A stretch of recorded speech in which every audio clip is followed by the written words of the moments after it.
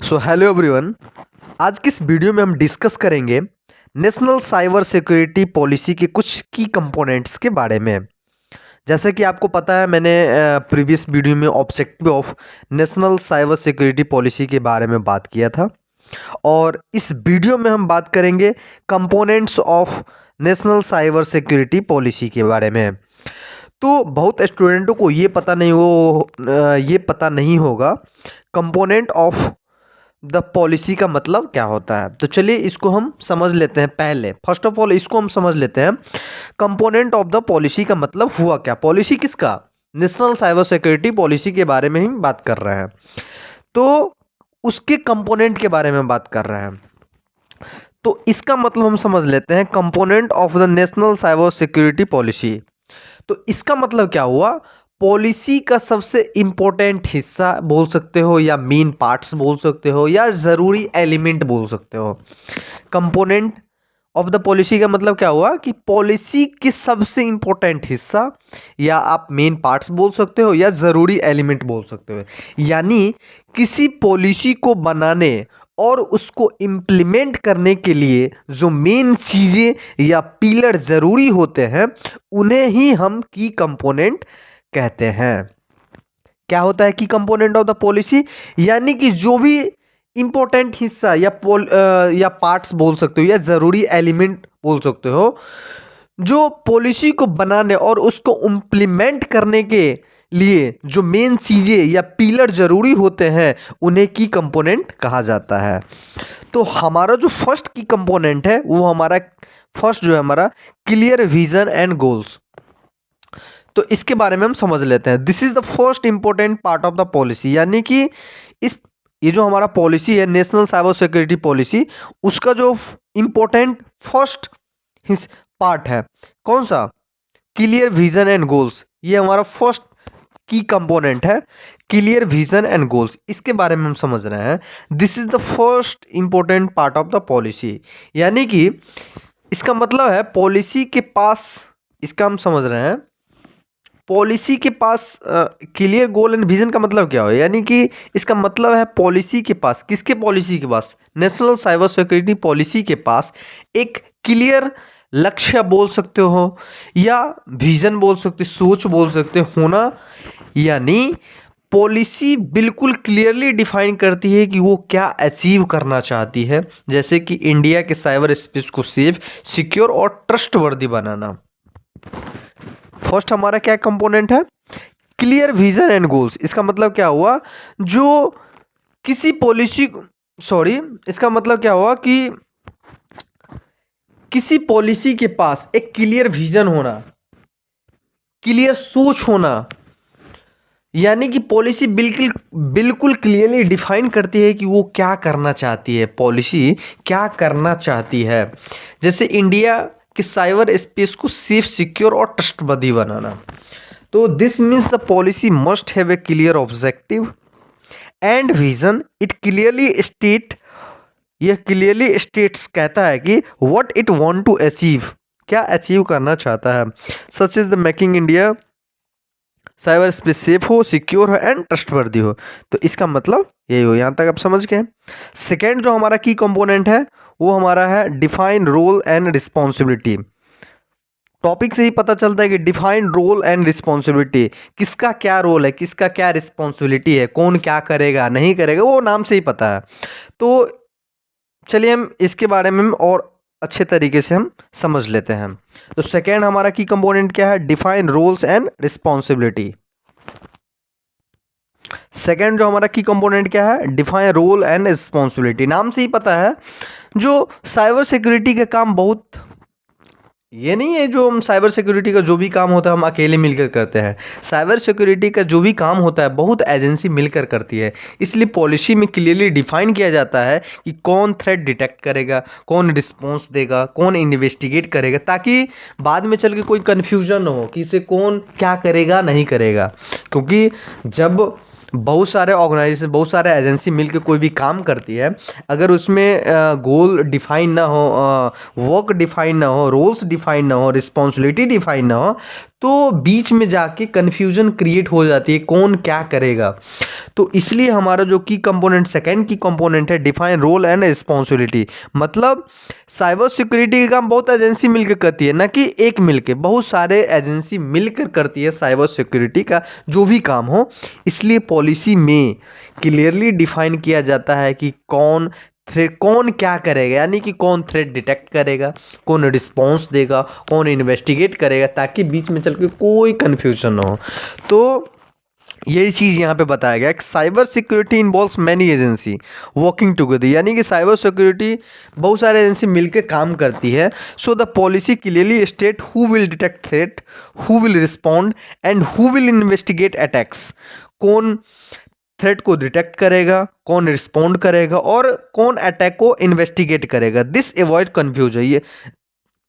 अगर आपको clearly responsibility और रोल्स पता होगी तो ऑब्वियसली सी बात है, जब वो सबको रोल्स पता है, रिस्पॉन्सिबिलिटी पता है, तो कन्फ्यूजन ऑब्वियसली सी बात है नहीं होगी। तो यही यहाँ लिखा हुआ है, this avoid confusion and ensure smooth coordination. हमारा थर्ड जो की कंपोनेंट है वो है प्रोटेक्शन एंड क्रिटिकल सेक्टर। अब हम बात करते हैं थर्ड की component of the national cyber security policy के बारे में।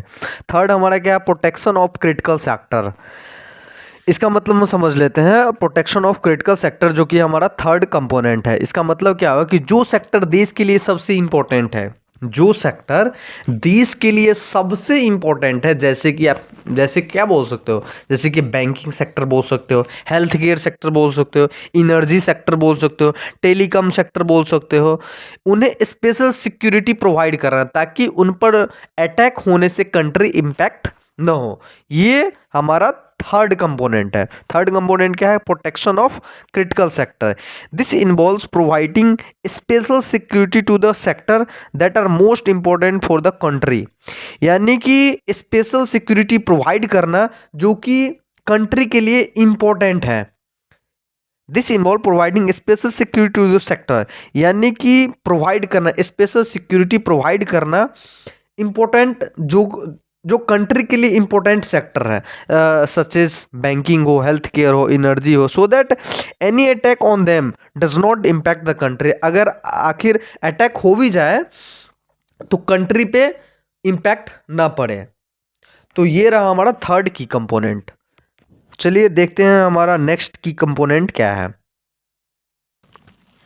हमारा जो नेक्स्ट की कंपोनेंट है वो हमारा पब्लिक प्राइवेट पार्टनरशिप, पीपीपी, यानी कि पब्लिक प्राइवेट पार्टनरशिप। तो चलिए इसके बारे में हम जान लेते हैं, ये इसका मतलब क्या हुआ। सो पब्लिक प्राइवेट पार्टनरशिप का मतलब क्या होता है, गवर्नमेंट यानी प्लस प्राइवेट कंपनीज का मिलकर टीम वर्क करना। पब्लिक प्राइवेट पार्टनरशिप नाम से ही पता चलता है कि public private partnership, public private यानी कि गवर्नमेंट सेक्टर को हम बोल सकते हैं पब्लिक सेक्टर, और प्लस प्राइवेट कंपनीज को हम प्राइवेट सेक्टर बोल सकते हैं। गवर्नमेंट को क्या बोल सकते हैं, पब्लिक सेक्टर बोल सकते हैं, और प्राइवेट कंपनीज को क्या बोल सकते हैं, प्राइवेट सेक्टर हम बोल सकते हैं। तो पब्लिक प्राइवेट पार्टनरशिप का मतलब क्या हुआ कि गवर्नमेंट प्लस प्राइवेट कंपनीज का मिलकर टीम वर्क करना, यानी कि दोनों मिलकर किसी भी काम को करना। साइबर सिक्योरिटी एक ऐसा फील्ड है, ऑब्वियसली सी बात है, अभी हम कुछ देर पहले बताया, साइबर सिक्योरिटी एक अकेले का काम नहीं है, बहुत सारे एजेंसी साथ मिल के काम करती है। तो साइबर सिक्योरिटी एक ऐसा फील्ड है जिसमें सिर्फ गवर्नमेंट का एफर्ट, अभी हम कुछ देर पहले बताएं कि साइबर सिक्योरिटी का जो भी काम हो वो हम अकेले नहीं कर सकते, बहुत सारी एजेंसी मिल के काम करती है, साथ मिल के काम करती है कुछ सॉल्यूशन ढूंढने में या जो भी काम हो। तो साइबर सिक्योरिटी एक ऐसा फील्ड है जिसमें सिर्फ गवर्नमेंट का एफर्ट काफ़ी नहीं होता है, प्राइवेट कंपनीज भी इंपॉर्टेंट रोल प्ले करती है, इसलिए दोनों को कोऑपरेशन बहुत ज़रूरी है। पब्लिक प्राइवेट पार्टनरशिप के थ्रू दोनों अपनी अपनी स्ट्रेंथ कंबाइन करती है ताकि साइबर डिफेंस और स्ट्रॉन्ग बन सके। क्या करती है कि पब्लिक प्राइवेट पार्टनरशिप के थ्रू दोनों अपनी अपनी स्ट्रेंथ कंबाइन करती है ताकि साइबर डिफेंस और स्ट्रॉन्ग बन सके। यहाँ तक समझ गए कि पब्लिक, चलिए देख लेते हैं डेफिनेशन। पब्लिक प्राइवेट, ये तो हम ऐसे ही बता दिए कि इससे क्या होता है। तो public private partnership refer to collaboration between the government and the private companies to improve cyber security. दोनों का कोलाबोरेशन किसमें, किसके between, government and private company के बीच में कोलाबोरेशन है to improve cyber security, cyber security को इम्प्रूव करने के लिए ही हम कोलाबोरेशन, ये गवर्नमेंट हो या प्राइवेट कंपनी करती है। तो public private partnership refer to collaboration between the government and the private companies to improve cyber security under PPP, यानी कि public private partnership both sector share. Both sector मतलब क्या, पब्लिक प्राइवेट पार्टनरशिप जो भी होता है, दोनों sector, government sector plus private sector, दोनों शेयर करती है, नॉलेज एंड एक्सपर्टाइज शेयर करती है, थ्रेट इंफॉर्मेशन शेयर करती है और टेक्नोलॉजी शेयर करती है। अब हम बात करते हैं नॉलेज एंड एक्सपर्टाइज जो भी शेयर करती है उसका मतलब क्या हुआ। गवर्नमेंट और प्राइवेट कंपनी, जो भी गवर्नमेंट कंपनी हो या प्राइवेट कंपनी हो, गवर्नमेंट एंड और प्राइवेट कंपनी अपना एक्सपीरियंस, स्किल्स और साइबर नॉलेज एक दूसरे के साथ शेयर करती है ताकि better cyber security solution create हो सके। इसका मतलब आप समझ गए कि नॉलेज एंड एक्सपर्टाइज का मतलब क्या हुआ कि गवर्नमेंट और प्राइवेट कंपनीज अपना एक्सपीरियंस, स्किल्स और साइबर नॉलेज एक दूसरे के साथ शेयर करती है। एक दूसरे मतलब क्या, गवर्नमेंट और प्राइवेट कंपनी अपने बीच में शेयर करती है ताकि better cyber security solution create हो सके। सेकंड क्या है, थ्रेट इंफॉर्मेशन। सेकंड हमारा क्या है, थ्रेट इंफॉर्मेशन। थ्रेट इंफॉर्मेशन मतलब क्या हुआ कि अगर कहीं साइबर अटैक डिटेक्ट होता है तो दोनों एक दूसरे को वार्निंग और इंफॉर्मेशन देते हैं। कौन दोनों, आपस में, जो भी प्राइवेट हो या गवर्नमेंट सेक्टर हो, दोनों आपस में इंफॉर्मेशन देते हैं ताकि अटैक जो भी साइबर अटैक हुआ वो प्रिवेंट हो सके। थर्ड जो हमारा जो शेयर करती है वो हमारा टेक्नोलॉजी शेयर करती है। ऑब्वियसली सी बात है, प्राइवेट कंपनीज के पास एडवांस टूल्स और टेक्नोलॉजी होती है कि नहीं, as compare to government. Private companies के पास एडवांस टूल्स और टेक्नोलॉजी होती है जिससे वो गवर्नमेंट के साथ शेयर कर सकती है, गवर्नमेंट भी अपने सिस्टम और प्लेटफॉर्म प्रोवाइड कर सकते हैं। तो ये चीज़ें शेयर करती है, चाहे टेक्नोलॉजी हो या थ्रेट इंफॉर्मेशन हो या नॉलेज एंड एक्सपर्टाइज हो, ताकि जल्दी से जल्दी किसी चीज़ का सॉल्यूशन निकल पाए या मदद मिल सके। This corporation help in developing new security tool. ये जो कॉरपोरेशन जो दोनों मिलकर जो कॉरपोरेशन कर रही है वो किस में हेल्प करती है, नए सिक्योरिटी टूल और सॉल्यूशन डेवलप करने में। ऑब्वियसली जब दो मिलके कोई चीज़ को कॉरपोरेशन करेगी, हेल्प करेगी, तो दोनों मिलकर किसी चीज़ पे विचार करेगी, तो ऑब्वियसली सी बात है हेल्प करेगी किसी चीज़ की सॉल्यूशन को निकालने में, जो भी प्रॉब्लम है। तो जब दो सेक्टर यानी कि प्राइवेट सेक्टर और गवर्नमेंट सेक्टर जब दोनों मिलके किसी चीज़ पे काम करती है तो क्या होता है, this cooperation help in developing new security tool, यानी कि नए सिक्योरिटी टूल और सॉल्यूशन डेवलप करने में, साइबर थ्रेट को अर्ली डिटेक्ट करने में, ये सब में हेल्प करती है। सिक्योरिटी सिस्टम और स्ट्रॉन्ग बनाने में, स्मॉल बिजनेस को अफोर्डेबल सिक्योरिटी सपोर्ट देने में, तो ये सब चीज़ हेल्प करती है। यानी कि डेवलपिंग न्यू सिक्योरिटी टूल को डेवलप करने में हेल्प करती है। इम्प्रूविंग थ्रेट डिटेक्शन को जल्दी improving threat detection, finding better and affordable security solution, तो ये चीज़ में हेल्प करती है दोनों सेक्टर। जब दोनों सेक्टर आपस में जब मिलती है तो ये सब चीज़ें में हेल्प करती है। अब हम बात कर लेते हैं कुछ चैलेंजेस के बारे में।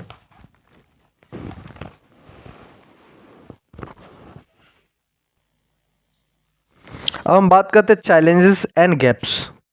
National cyber security policy challenges क्या, The national cybersecurity policy is strong, but there are still some issue and limitation that make implementation difficult.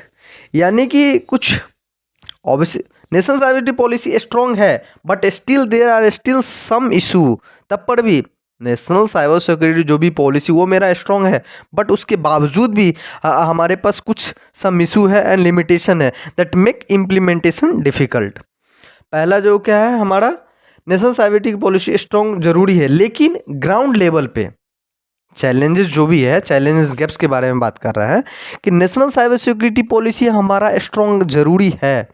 National cyber security policy strong जरूर है, हमारा है स्ट्रॉन्ग, हम मानते हैं हमारा जो भी बिहार सरकार, बिहार गवर्नमेंट, सॉरी, जो भी इम्प्लीमेंट किया, भारत सरकार ने जो भी इम्प्लीमेंट किया है पॉलिसी, साइबर सिक्योरिटी पॉलिसी, जो भी पॉलिसी है वो हम मानते हैं वो स्ट्रॉन्ग है, लेकिन ग्राउंड लेवल पे कुछ प्रॉब्लम और कमियां भी है जिन्हें ओवरकम करना ज़रूरी है।